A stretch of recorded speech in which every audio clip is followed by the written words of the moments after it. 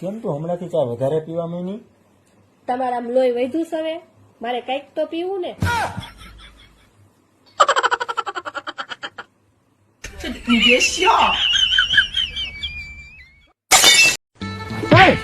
તમને ખબર હતી તમારા જન્મ પહેલા કે તમારા લગ્ન મારી હારે થાય? જો ખબર હોત તો જન્મ લેત. અહીંયા ઉપર બેઠો બેઠો અપથરાવની હારે મોજ નો કરતો હોત. અહીંયા હું કઈ કાંદા સોલવા ધક્કો ખાત? નો લે જન્મ.